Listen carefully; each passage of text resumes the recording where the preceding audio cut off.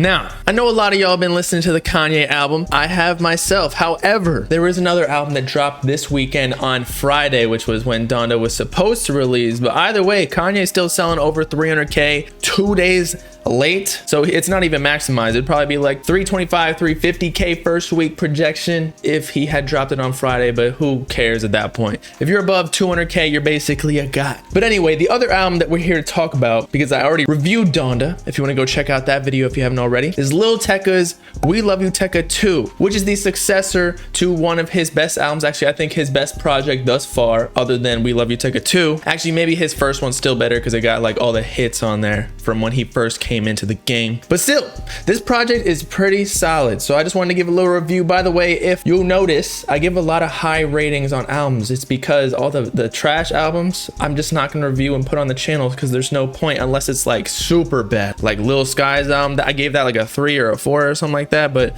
that's why a lot of my ratings are high. I myself have even noticed that. But anyway, in addition to reviewing the album and giving my personal thoughts subjectively, I wanted to discuss the sales, and that some people were calling it a flop because the projections have come out for the first week sales and it's around 30 to 35K. And if you noticed, Virgo World, his last album, sold 35K, exactly the same amount. And so if that album was called a flop and has the same numbers roughly as this album, by the transitive property, you could say that this one was a flop. However, I have a little bit different opinion in that, in correlation with the previous argument that it was a flop, WLYT2 Tecca, the original mixtape with Internet Money and Lil Tecca that also had Ransom, that's something to note, very significant, sold 64K first week after projecting to have 40K. However, what we have to realize is that that was his first mixtape when he first came out, and it had Ransom on it, like a mega hit. I think it peaked at number 4 on the Hot 100 Billboard,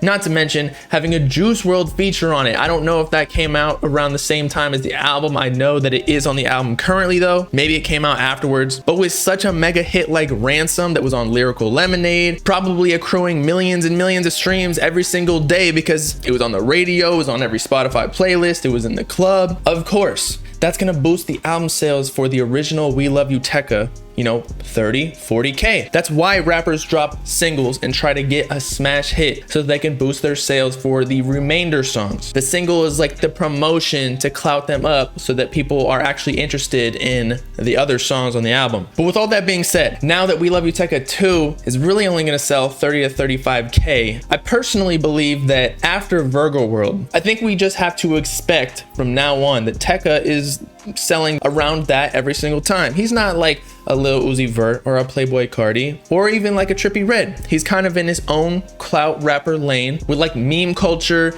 internet kids, a pretty young audience. His streams will do well. I mean, 35,000 first week. If you calculate that by multiplying 1,500 streams per album sale, that's still 52,500,000 streams in 1 week, which is still ridiculous. So these album sales, when you just deduce it to like a double-digit number, 1,000, it kind of makes it seem much smaller than it really is. Not to mention the fact that 35K without the Uzi feature that Virgo World had on Dolly, and that was like a super hyped up song. One of the most anticipated songs I have seen from even the Uzi fan base, because that was originally Uzi's song. And we all know Uzi's fan base is massive. He's selling 300K with Eternal Take first week, as well as not having the Polo G feature and the Dirk feature, although he did have a Gunna feature on this one and Ian Dior, but they're not selling anything crazy like that. But aside from all the sales, I think WLYT2 2 was a great step in the right direction in that Virgo World, I don't give a fuck about the sales. It sold 35K. I thought that was somewhat of a flop-ish. But again, Tecca, we have to expect that he's gonna sell that much going on in the future. He might boost it up a little bit. Dude is only 19 years old. He might get up to like a Trippie Redd 70K in the prime of his career. Although I think he may have passed his prime sales-wise, not quality-wise, because I think the music in this album was amazing, and I think we have to attribute that to working with Internet Money again. If you didn't already know, WLYT2 Tecca, the original mixtape, the one that blew up Lil Tecca with Ransom and all of the hits, was completely produced by Internet Money. If I recall correctly, at least it was executive produced by Taz and Internet Money. And then Virgo World, he kind of strayed off, Probably tried to work with different people, brought in a new team, trying to experiment, kind of how Uzi did with Eternal Atake. Then he realized, maybe that wasn't the way to go. Let me go back to my roots, like Uzi is with Don Cannon, DJ Drama, Molly Raw, and so on. They created a whole new project, pretty much again, executive produced by Taz and solely produced by Internet Money. I haven't gone through the credits, but at least predominantly, and they create a great project. If I were to give it a rating, I'd probably give it a 7.5. And I say all that because I think it was a good mix of, even some songs were rage beats. Actually, the only one was really Choppa Shoot the Loudest that was blatant. We had Chief Keef on a rage beat. We have to live in a fucking simulation. And it sounded like straight out of Trip at Night, maybe a little bit different vibe because it had a Tecca swag to it, but you could definitely hear the Trip at Night influence because of course Trippie Redd was even on the song, mixed in with some of Tecca classic, I like to call it like tropical island beats that he likes to rap on, as well as some songs that sounded like they could have been produced straight out of WLYT2. And I hate to always relate it to Cardi though, but his influence in beat selection is definitely top tier, but even more so than Cardi. Songs like Fee and Whatever, and maybe some other songs that I can't remember off the top of my head without listening to them over again. They have like that Pierre Bourne, like retro video game synth. I don't know what the instrument's called, but that's why I call it like WLYT2. Prime Pierre Bourne Cardi. But overall, I just feel like We Love You Tecca 2 was way more catchy than Virgo World. I think we can all agree on that. They've definitely put a lot of time and effort into this music because Tecca knew, and even Internet Money, they knew that they needed to get Tecca back to where he once was after Virgo World, because they knew that people really weren't feeling it. But anyway, let's check out the song by song breakdown and I'll tell you exactly which songs I liked, which songs I didn't, which songs were mid, because there were a couple mid, I wouldn't say bad songs, but there were some skips for me. And then Money on Me, great song, brings the emotions out, makes you think about your girl and going with her to the engagement ring and jewelry store to get her a nice canary diamond. And then afterwards, get in your like beat up 99 Mercedes because you couldn't afford a new foreign and serenade her by singing along with Lil Tecca. Great song. It was already one of the singles though, and we already reacted to it, so I don't really need to review it, but banger single if you ask me. And this is one of the songs that while I was in the studio with them, I was like, this is the one, and they dropped it as a single. Kind of shows your boy know what he's talking about. Repeat It, I actually think was the worst single. There were 3 of them. Never Left, Repeat It, Money on Me.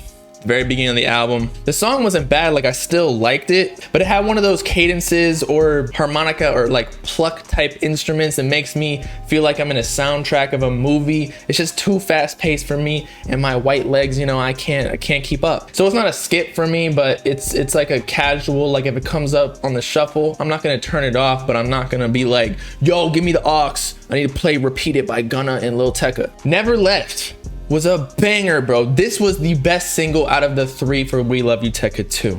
And if you check out the beat, and again, I'm not trying to always relate it to Playboi Carti here, but if you check out the beat, sounds very similar to Poke It Out by Cardi and Nicki Minaj, but just like a different key. So I'm telling y'all, the best single on We Love You Tecca 2, and I think it had the most streams out of all of the singles as well, even though it's probably the first one to release, but still it goes to show that Cardi knows what he's doing with the beat selection. Now Caution, I think, is the worst song on the album. I just feel like there's nothing special about it. It's not very catchy. It's just trying to be like a regular old Internet Money Lil Tecca song that you could find on Virgo World. I'm not hating here, but it's just not the strongest on the album. I don't know why they would put that as the first track after all of the singles, because if you go through the plays on an album, the streams slowly go down, because if somebody doesn't like an album, they're not going to make it all the way to the end. That's why this has 400K, even though My Side's a great song and Everywhere I Go. And Caution, personally, the worst song on the album, it has 865,000, because that's the first one people are going to listen to after the singles. Seaside's a pretty good song. It sounds like a classic Internet Money song that made them so popular, especially with Ian Dior on the vocals. The chorus is really catchy by Lil Tecca. This is definitely gonna be a banger for all the women out there who had taken hella shots before they go to the club to just be face planted into the corner with her coochie and asshole wide open. But still, great song. No Discussion is cool. This is another one of those songs that sounds like it's from a soundtrack of like Milan or something. It kind of reminds me of Mask Off by Future, because of like the flute, even though it's a completely different cadence. But I wouldn't say this song is bad. It's just not necessarily my style. But I understand that that's, you know, something Lil Tecca wants to hit on these albums because he already got Repeat It and No Discussion on the same vibe. But personally, not one of my favorites. You Don't Need Me No More is, I think, the slowest song on the album. It gets a little bit emotional, probably talking about Lil Tecca's ex-girlfriend that I think they broke up. This is just a chill song that you can listen to by yourself or with your friends, but like passively, it's in the background. But now we get to the bangers. Fee, which has one of those old school retro video game sounding beats, kind of alluding to Pierre Bourne a little bit. And this just proves that once you have a fire beat already, that the song is basically gonna be some A1 steak sauce. And Lil Tecca just brings it home with his catchy hook making ability that he always has. And as I promised, we were hitting the bangers on the album because we got Choppa Shoot the Loudest, which may be the best song on the album. I mean, it's got 2 million streams out of all the songs on the album that weren't even singles, so this is virtually the most popular song on the album aside from the singles. But it makes sense. It got Trippie Redd and Chief Keef on it, whereas Chief Keef you would never expect to work with Lil Tecca, or I never did at least. And what do you know? The most popular song on the album is from a rage beat, and a hardcore rage beat at that. For as I mentioned a little bit before, this kind of sounds like it came off of Trip at Night a little bit. I believe it came 1 or 2 weeks after Trip at Night released anyway, so all the hype from Trip at Night, or at least some of it, carried through to this song because people still wanted some more Trip at Night action, because Trippie himself even said that he's not dropping a deluxe, and I don't think he needs to. But surprisingly, Chief Keef had the best verse on the song. I mean, it was the longest, so maybe they just knew, like, Chief Keef, just keep going. Keep recording in the studio because this sounds amazing. You don't stop greatness when it's happening right in front of you. And I'm not saying Lil Tecca did bad or Trippie Redd did bad, because Trippie probably recorded his chorus first because he's the one that said the Choppa Shoot the Loudest. And so he set the tone for every other artist on the song. But Chief Keef, goddamn, if you haven't listened to this song, let this be the first one you listen to off the album, or Fee, because these are the 2 best songs thus far, other than Never Left and Money on Me, but those were singles. So Did That was another really strong song on the album, although it may not be performing as well as some of the other songs. I think it's just because it doesn't have a feature on it, and a lot of the feature songs like Nav, Chief Keef, Trippie Redd, Ian Dior, Gunna, like they get a lot of the fans who basically just check out the album to listen to that song, and then they did. But Did That, I think, is one of the best songs in the album. I feel like it could land on the radio. It's very up-tempo. Makes me feel like I'm driving in a Jeep convertible in California, Venice or something, I don't know. Smoking a blunt, a little bit of crack sprinkled in it maybe, and just feeling good. This is like a summer anthem. And I stand corrected. Before I said that You Don't Need Me No More is the slowest song on the album. Actually, it is About You featuring Nav. And this is a great song, especially if you're going through a breakup or you're with your girl, maybe coming down from being at the club drunk and you about to get into some sexy time. This is just one of those songs that kind of has like the slow mood to it. And Nav's feature fit that perfectly. But that was expected considering his type of music is, you know, drugged out, like he's on Xans or lean or whatever. That's all he raps about, which is cool with me. I like that. And Lot of Me was actually another one of those songs where I thought it was one of the weakest on the project. I liked the song. It took me a couple plays to get into the vibe, and that's because I feel like the flow has been overused. A lot of me, lot of me, by like some of the other SoundCloud rappers like Autumn or Summers. I don't know who did it, but it just sounded very familiar. So it wasn't the most original on the album, but it grew on me. So I still like the song. But with all of the other banger songs like Feed, Choppa Don't Shoot Me, Did That About You, and the other ones I listed before that I liked, this wasn't like top tier. Same thing with Investigation. I felt like it's an alright song. It just sounded like classic internet money song, and that's no diss. This could have been on Virgo World though, you know? You feel me? Very predictable flows, not much difference between the chorus and the verses. It just felt like it was saying the same shit over and over. You Gotta Do Better is a chill song, but still another one of those slower, maybe a little bit weaker songs. One of the songs you play in the background, like again on shuffle, is cool, but I'm not ever gonna remember to play You Gotta Do Better on Lil Tecca's album. But Bank Teller, on the contrary, was a banger. Lil Yachty, as we talked about on Donda, on his more rappy vibe rather than melodic, and I just gotta say, I told y'all, the okay verse or chorus, whatever Lil Yachty did on that song was not as good as what he did on Lil Tecca's. Like, this is where Lil Yachty, unironically, makes all his money. After playing this song, you'll have the chorus of Lil Yachty singing stuck in your head. You'll think you're gay, bro. Singing along to a man all day. What's wrong with you? And then Lil Tecca matched the energy. No surprises there. Then we get to Nada, which has the 808 bass line of something I can't put my finger on, but it's in a lot of things. Maybe like Tecca songs, and then I know it's a pretty common progression as well. But this is one of those other songs that sounds like a soundtrack from a movie, but it actually works this time for me. I actually like this one because the chorus is really catchy, talking about like choppers, nada, and it's just very up-tempo. It's one of those songs that I was getting really into the gym, probably tore like my bicep and didn't even notice it while I was listening to this song. Now My Side is a song that reminds me of one of my old favorite songs by Wiz Khalifa, and don't make fun of me, Wiz Khalifa used to be a G back in the day. I think the song was called The Plains, with the piano in the background going dun dun dun dun dun dun dun dun dun. And those were the days when I was like first starting to smoke weed. Not that I do anymore because I don't fuck with it. It makes me get all anxious and shit, but still gives me a little stroke of nostalgia. And so this is another one of those songs that makes you feel like you're in a convertible Jeep at the beach in Venice of California, except this one's more at nighttime. It's not as up tempo as Did That. It's kind of a chill vibe. You can smoke hella blunts to it if you want, but again, you gotta sprinkle a little bit of crack in there for me, your boy. And then Whatever. It kind of gives you that die-lit vibe. The only thing that I hate Lil Tecca and Taz for not doing on this album is putting Cardi on the feature on this one. But this song is a good mix of singing and also rapping. Kind of has like the repetitive Cardi chorus to it. We did all that shit is whatever. We did all that shit is whatever. Just listen to that beat and tell me it doesn't sound like die-lit. Now Shooters was cool. Sounds like a classic Lil Tecca Internet Money song. This was definitely more top tier than the other ones I'm just gonna call mid.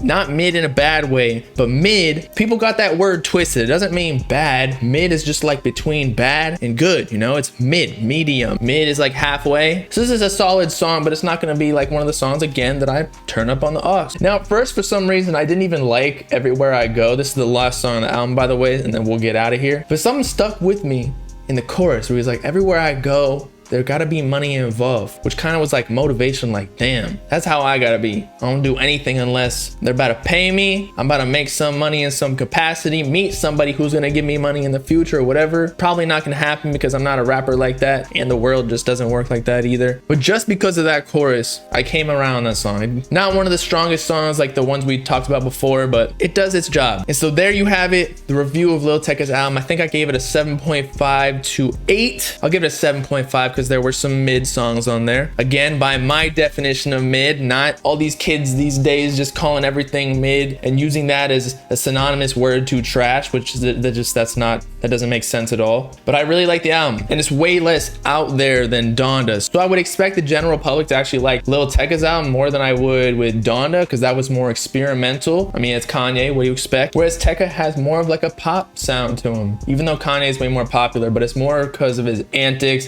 and his past. But y'all let me know in the comments what you thought of the album. Give me your ratings out of 10, as well as just like other thoughts. It's been your boy Bobbalam signing off, buying a little tech for anybody who's talking trash on this album, because I'm about to shoot you in the head. I'm not talking about the one on top of your neck. Make sure to like and subscribe to join the Bob Gang if you with it. Peace out, clap you. Know what I'm saying?